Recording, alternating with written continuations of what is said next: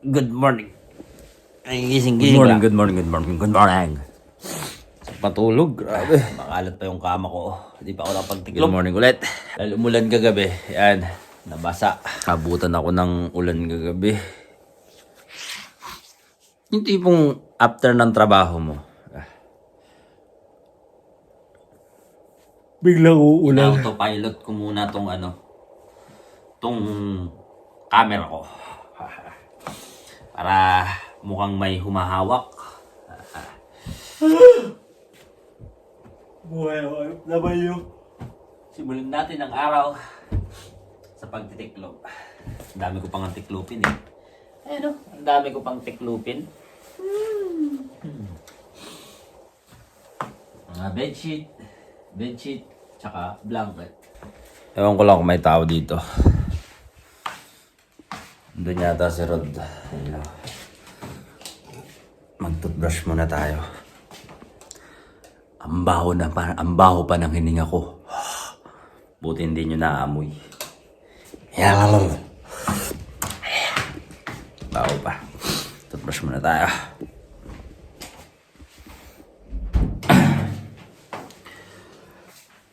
Hello, madlang people. Mabuhay!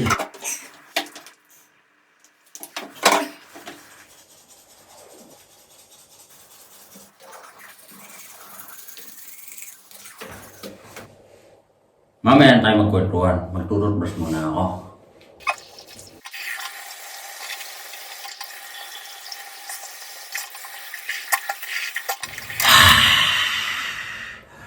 Fresh na naman. Silip muna tayo sa bintana. Ito yung tinatawag na window double-sided. Ito yung regular. Ayan, yung regular. At pag ginanon mo, ayan yung regular. All-in-one yan. Dalawang purpose. Ayan. Pag sa amin, pag gusto mo yung light na hangin na pumasok, iganyan mo lang siya. Pag gusto mo naman fully open, yan, pwede rin yung fully open. Woo! Ang galing talaga ng window dito sa Poland. Good morning sa lahat. Tunaw na snow. Ang bilis matunaw talaga ng snow pag ganitong maulan. Snow yan, pero patak-patak na lang yung akala mo yung singlaki siya ng styrofoam. Yun. Ganun na lang siguro yung snow. Cloudy day. Lamig. May mint kami dito eh. Ito, mint yan actually. Kaso, namatay na siya. Parang yung feelings niya, pinatay mo na. Buhugot na naman si Renante Avendaño. Diba? Pine tree yan. Ito, yung mukhang patay na yan. Chestnut yan.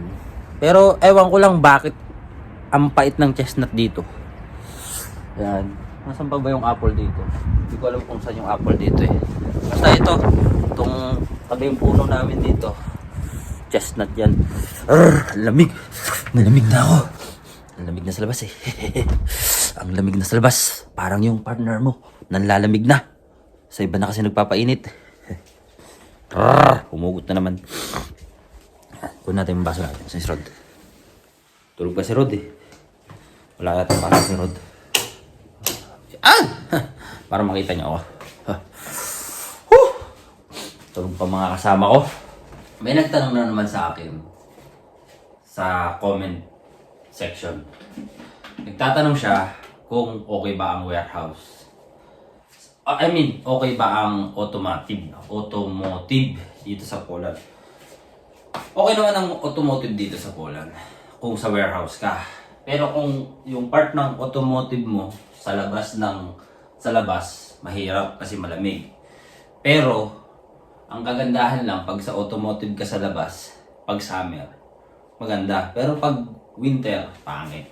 Yun yung advantage at saka disadvantage ng labas ng warehouse at sa loob ng warehouse. Sana nasagot ko yung tanong mo. Pero sa salary, hindi ko lang alam. Pag mga ganyang automotive, about sa salary. Pero sige, tatry ko magtanong sa mga automotive dito pag may nakita akong Pilipino. Kasi may mga automotive din dito na mga Pilipino. Hindi ko lang alam kung meron dito sa Warsaw. Wala pa kasi ako na-encounter eh. Pero kung sa mga dry na like parts ng sasakyan, meron kasi galing ako dun eh. Pag gusto mong malaman, pwede ko naman i-share or pwede ka naman magtanong. Nabubulol-bulol pa ako.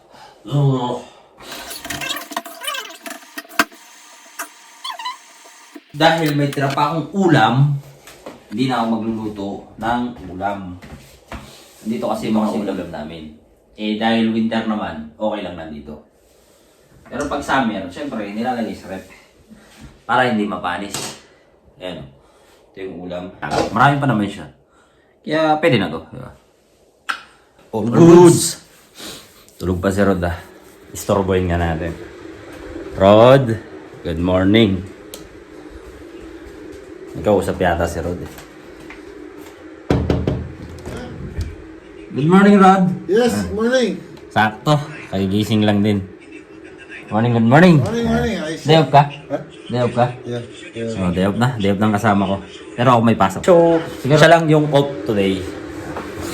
Lemon tayo. I need somebody. Lemon slice. Kailangan natin mag-lemon. Para iwas ubo. At iwas trangkaso. No? Bilis na ang oras oh. Alas 10 na. Dito. Pero alas 9 pa lang yan. 9:03. Nagsasayang pa lang naman ako eh. Yan. Para autopilot. Ang ingay kasi ng kettle eh. Nasa likod ng kettle yung phone.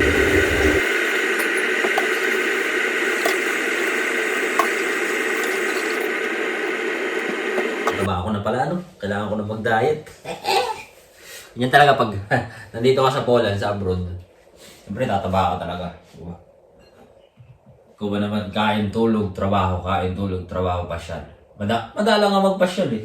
Madalang nga mamasyal. Siyempre, hindi naman ganun kalakihan din yung sinasahod dito sa Poland. Hindi naman porket kasi sinabi mong Poland. Euro agad yung pera nila dito. Yeah.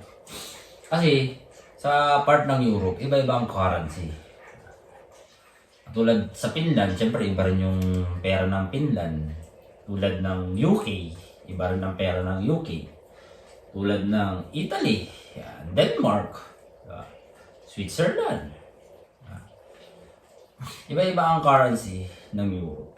Kaya nga nagtataka ako sa ibang mga kababayan natin, sa ibang Pilipino na nasa Pilipinas, yung hindi pa talaga naka-experience ng ibang part ng Europe or naka-experience dito sa abroad, sa Europe. Ang iniisip lagi nila, no? Iniisip nila na Euro, lahat ng sinasahod sa Europe. Wala akong nakapagtaka, no? Well. Ganun talaga. May bakas tayo ng mindset. Tulad dito sa Poland, ang currency dito, pag kinonvert mo sa peso, 13. So, 1 equivalent to 13 pesos. Pag kinonvert mo sa peso. Kaya yung iba kong mga kasama dito, mga kabatch ko, 4 kami kasi sa batch ko. So, yung batch ko, naghiwa-hiwalay na kami. Yung iba nasan ba? Nasa Norway, yung isa. Yung isa, Spain yata. At yung isa, hindi ko na alam. Pero kung huling balita ko, bumalik siya dito sa Poland. Lumabas na siya ng Poland, tapos bumalik siya ulit ng Poland. Yun, hindi ko alam kung nasa na sila. Basta yung isa, nakaka-chat ko pa, madalang sa patak ng ulan. Ganyan. Kasi sa batch namin, siyempre, may mga kanya-kanyang target din yan, may kanya-kanyang destination. Kung 10 kayong dumating dito sa Poland, sa 10 na yan, may grupo ang bawat isa. At sa grupo nyong yan, may hihiwalay at may hihiwalay talaga. may magsasama at may magsasama, pero bandang huli, maghihiwalay at maghihiwalay pa rin talaga. Tulad namin sa batch namin. 4 kami. Pagdating ng huli, pagdating ng araw, nung dumating yung panahon na siyempre nag-decide na maghiwa-hiwalay yan. Naghiwa-hiwalay na kami. Pero nagkaka-chat talaga. As in, madalang. Madalang sa patak ng ulan. Siyempre, kanya-kanyang ano rin yan. Kanya-kanyang goal sa buhay.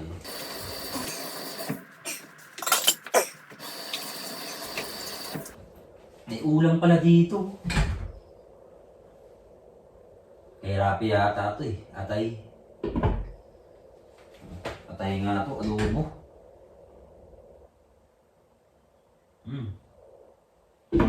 All goods. Adobong atay ng baboy. Yun lang ang kagandahan dito. Nung nasa Middle East pa ako, at nung nandun pa ako sa Saudi Riyadh, yun. Exit 5, yan. Exit 5 or tama, exit 5. Panay manok. Kung nandito naman nasa Poland at nasa open country, magsawa kayo sa baboy. Sawan-sawa na nga ako sa baboy, kaya mas madalas manok ako eh. Manok yung baon ko. Lahat manok. Talay mo na muna. Hindi naman na ako magbabaon eh. Ay, hindi naman na ako magluluto ng ulam. Kanin na lang. I mean, bigas na lang kasi kanin na yun. Luto na yung kanin eh. Kaya bigas na lang ang lulutuin. Dahil maaga pa naman. Plus 9 pa lang.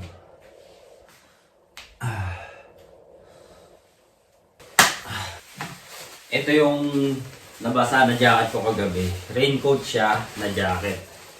All-in-one naman na siya. So nabasa ako kagabi. Kaya lalaban ko na siya. Bigla ba naman kasing umulan? Siyempre, laban natin sa aeroplanong washing machine. No? Yung lumalanding at saka lumilibad ng arrival at saka departure.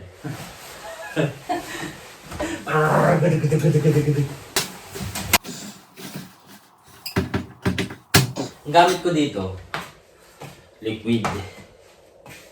Kasi, mas madali siya. Pero may powder din naman. Kaya, kadalasan, mas ginagamit ko na tong liquid kasi easy to use siya. Tsaka hindi siya nakakaputi ng damit. I mean, di ba yung powder, minsan pag hindi masyadong nabanlawan, namumuti siya. Ako, ito ang ginamit ko. Siguro since 2020. Ito, gamit ko. Puro liquid na. Madalang ako mag-powder pag sa mga basahan. Pag meron akong powder. Pag wala akong makitang liquid. Pero kadalasan kasi puro liquid ang ginagamit talaga eh. Halos lahat liquid. Mga kasama ko gumagamit din naman ng powder. At saka, magandahan dito, may takalan na siya. Yung takip niya ang pinakatakalan.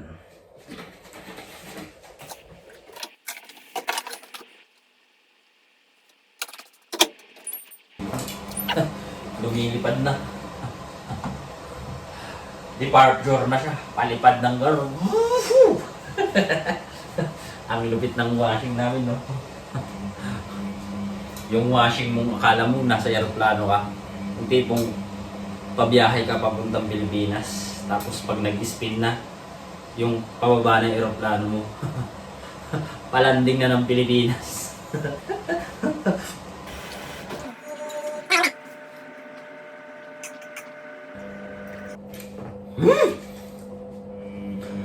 Tangasin! May buto siya.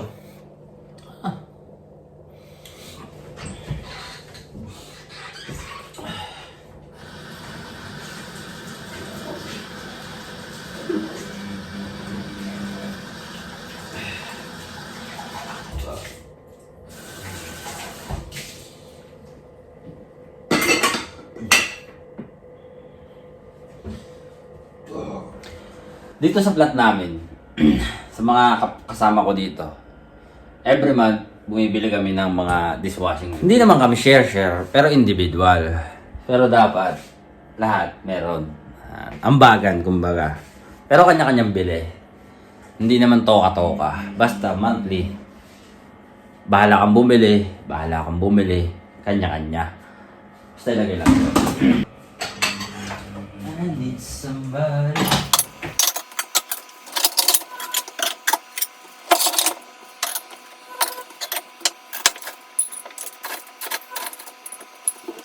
Malinis na! Tcharan! Okay na. Siyempre, sarado mo na ito. All goods! All goods! May regular na saingan din naman kami ng partner ko. Saingan namin. Yun kami nagsasaing pag maramihan.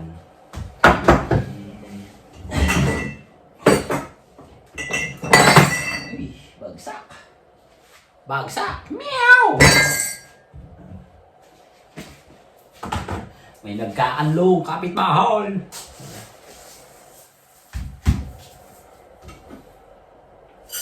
One.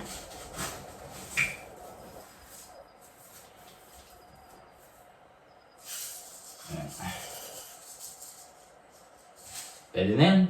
2 gatang. Yung kalahati, baon ko. At yung kalahati, kakainin ko. Sarap kumain eh. Alam mo yung kanin lang yung nagpapalakas sa'yo. Biro mo naman, patayan yung trabaho. Hindi naman patayan pala. Baka mabibigat lang yung binubuhat.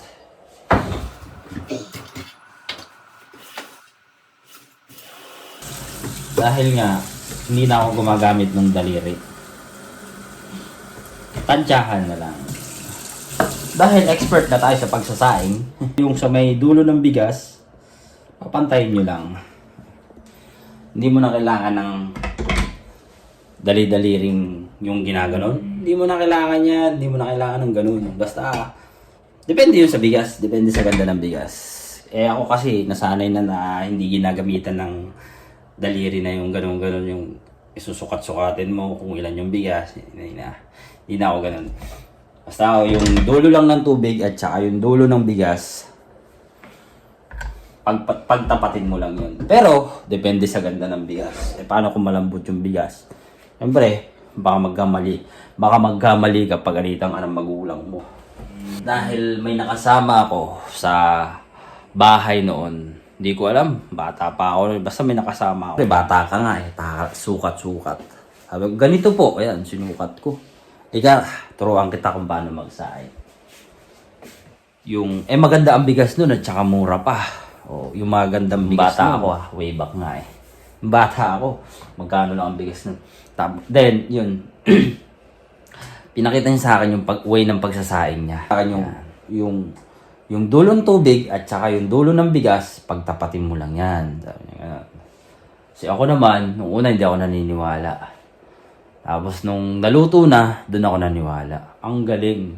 Pero, sabi niya, wag na wag mong gagawin yun pag pangit yung bigas. Kasi, paano kung pangit yung bigas tapos ginawa mo yun, dinalata. Na lang naman tong tong mukhang aeroplanong washing machine natin. Hindi siya, no? Ingay nga eh. Alam mo yung arrival at saka departure. Baka naman gustong palitan to ng may-ari ng bahay. Baka naman. Pero ano dapat to eh? Tawag to? Yung filter lang. Marami lang siguro yung filter niya, no? Ano yung pandesal? Sanapay. Lapit na maluto to. Makakain na. Saan lakad mo ngayon, Rod? Pahinga lang. Yan. Pasok ko rin bukas eh. Ganyan lang ang buhay dito. Pag day off ng kasama, pahinga. Depende kung may asikasuhin at may bibili sa grocery. Yun lang lalabas. Rod, siya nga pala. Di ba galing ka rin ng factory? Sa Coca-Cola. Yun, sa Coca-Cola tong kasama ko. Ilang weeks? Warehouse. Warehouse din to. 4 days lang ako doon. Puchat ng biga. 4 days? Grabe, no? Ang bigat ng warehouse talaga rito, no? Walang Kapatid yun, kakamada ka ng sobrang. Nagkaroon siya ng mild back pain. Pero ayos naman. Bumalik na. Una pa lang, ramdam mo na eh. Pero yung feeling mo, tatsagain mo kasi ayaw mo na palipat-lipat eh. Kaso, hindi talaga, mabigat talaga. Sa mga gustong mapunta ng factory, depende siguro yun. Depende sa factory. Oo, hindi naman nila lahat. Hindi naman nila lahat ng factory dito. Tsaka, depende yun kung anong position. Kasi may mga factory din talaga rito na okay naman, especially sa sa mga dry yun. Pero, depende siguro yun kung may experience sa factory, no? Kahit may experience ka, depende sa factory, sa position niya. Tama na, depende sa position. Depende sa position. Ayan na, parating na yung aeroplano. Arrival is coming. All goods. Kaya sa mga nagbabalak, try nyo pa rin. Wala nang masama eh, di ba? Yung iba talagang naghihintay lang ng TRC at syempre, gogora na. Depende yun sa tao. Pero may mga Pilipino pa rin talaga nag-i-stay dito. Gaya ko, nag-i-stay na ako. Na-enjoy ko na yung trabaho. Na-enjoy ko na yung Poland. Depende pa rin talaga sa tao yun. Kaya swertehan lang pag nandito sa Poland.